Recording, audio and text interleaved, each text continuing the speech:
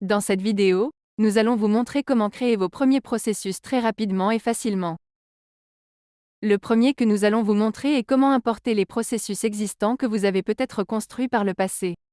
Cela peut être au format BPMN à partir d'outils tiers, en Excel, ou toute liste de processus, tâches, rôles, risques, contrôles, etc. Dans notre exemple, nous allons utiliser un fichier Visio.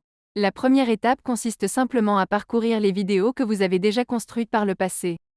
Sélectionnez l'emplacement où vous souhaitez l'importer. Dans notre cas, nous allons l'importer dans notre bac à sable d'essai, et c'est tout.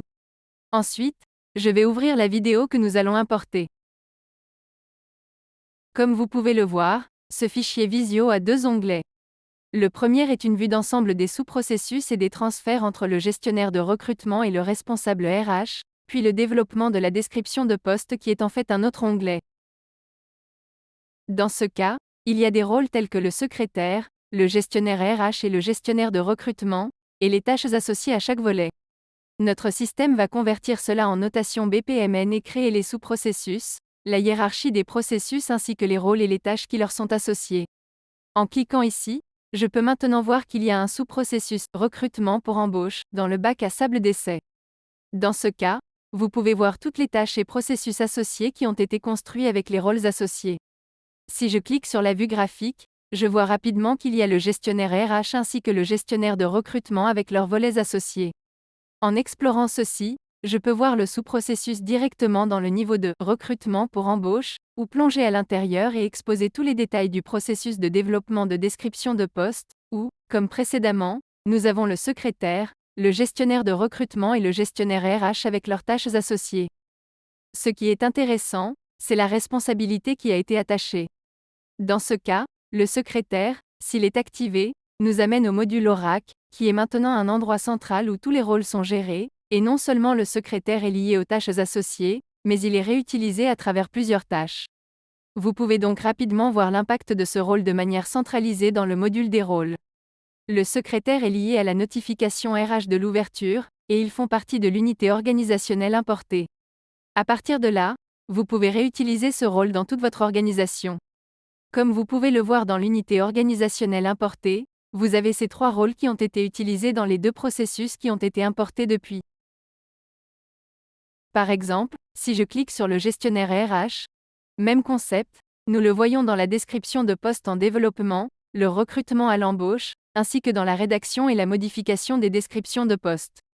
Dans le processus de description de poste en développement, directement, si je clique dessus, cela me ramène directement à ce processus. Maintenant, construisons un processus à partir de zéro. Dans ce cas, nous n'avons pas encore cartographié le processus dans un autre format. Alors, allons dans notre bac à sable d'essai, et il y a plusieurs façons de construire rapidement un processus. Tout d'abord, dans le coin supérieur droit, nous avons le nouveau.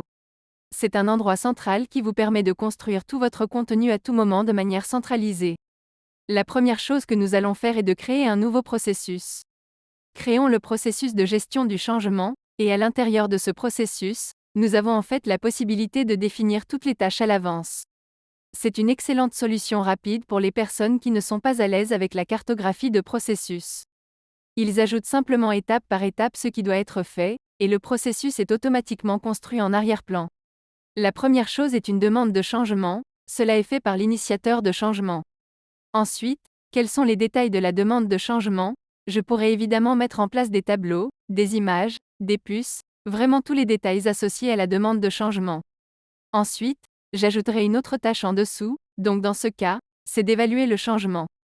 Comme vous pouvez le voir, il y a un correcteur orthographique complet dans toute la solution.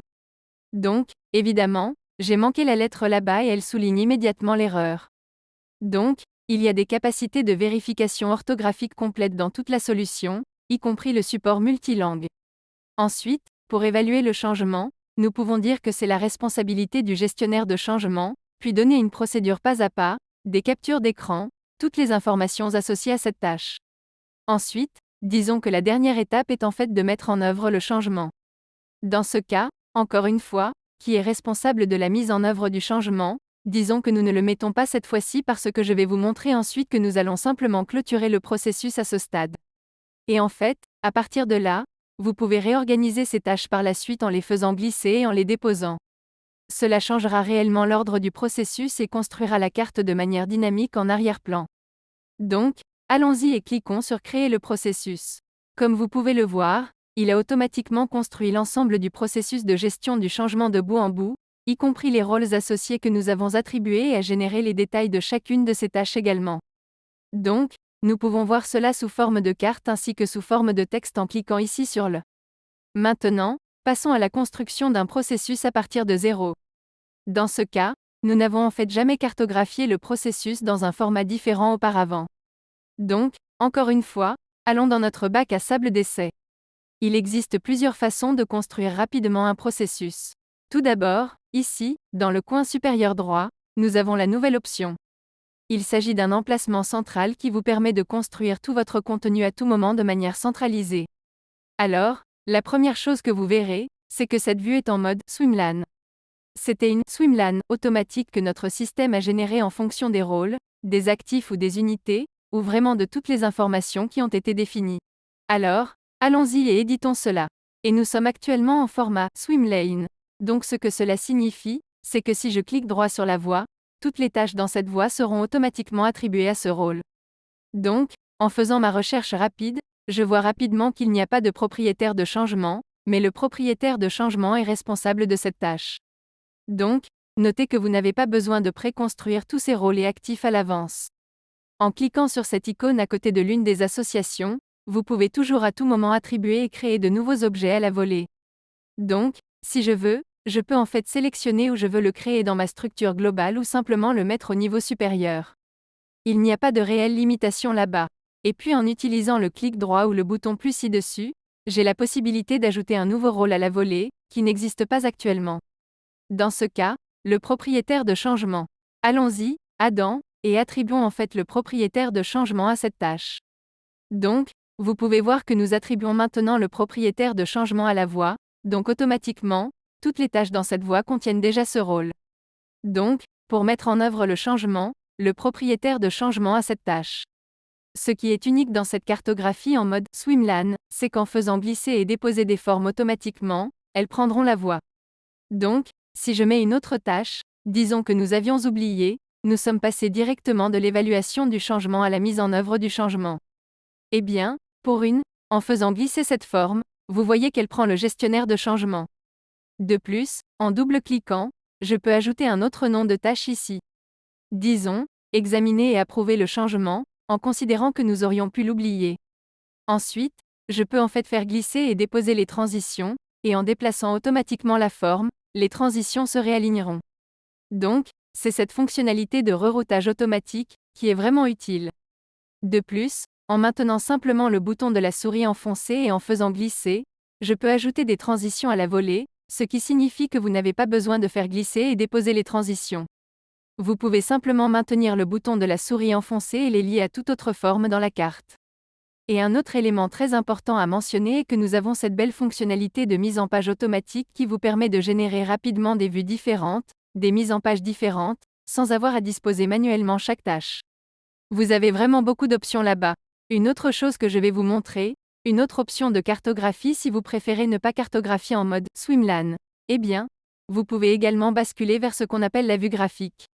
Et en vue graphique, vous pouvez le définir dans les détails du processus. Donc ce que j'ai fait là, c'est que j'ai fait un clic droit sur la carte et j'ai édité les détails du processus. Donc, en modifiant les détails du processus, gestion des changements, la première chose que j'ai remarquée, c'est que nous n'avons pas ajouté de description à la gestion des changements. Alors, allons-y et faisons ça, ce qui peut être fait directement à partir de la carte. Toutes les fonctionnalités que vous avez vues plus tôt dans le formulaire rapide sont toutes disponibles à partir de la carte. De plus, dans l'onglet Propriétés, je peux passer à ce qu'on appelle les préférences d'affichage du processus. Donc, dans ce cas, je ne veux pas en Swimlan, je veux en graphique, je veux pouvoir le modifier et le gérer en graphique et encore une fois, vous avez toutes ces activités que nous avons créées à la volée plus tôt. Vous voyez ici maintenant, cette carte est maintenant en vue graphique, sur laquelle je pourrais en fait faire une mise en page automatique maintenant sans ce format d'une seule voie.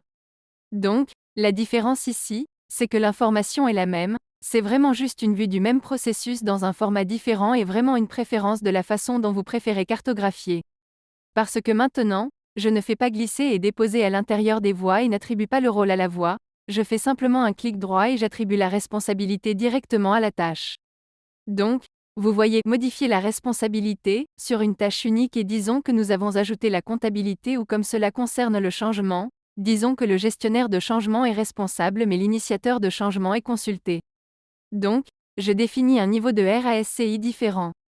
Je pourrais faire cela tâche par tâche ou faire la carte entière en même temps et ceci est disponible dans la cartographie en mode Swimlan et en mode graphique ou si vous faites un clic droit n'importe où sur l'espace blanc et cliquez sur Auto-responsabilité, modifier les responsabilités, vous pouvez aller et configurer l'ensemble du RASCI en même temps. Donc, dans ce cas, je vais dire que le propriétaire du changement est pour les demandes de changement, ou allons-y avec examiner et approuver le changement, est responsable pour le gestionnaire de changement mais est également consulté pour l'initiateur de changement. Et à partir de là, vous verrez beaucoup d'options différentes dans le clic droit.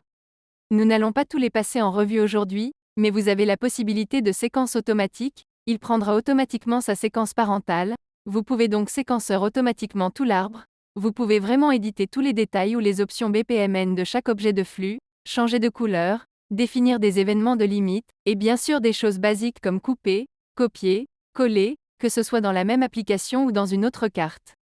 Donc vous voyez ici même si j'ai cartographié en vue graphique, il a quand même généré automatiquement la vue en Swimlan, ce qui signifie que vous pouvez enregistrer votre vue en graphique comme votre vue d'impression ou votre vue en Swimlan, mais vous aurez toujours la possibilité d'obtenir ces autres vues à partir du système car notre système gère vraiment le contenu comme des données, puis génère différentes vues en fonction de l'audience.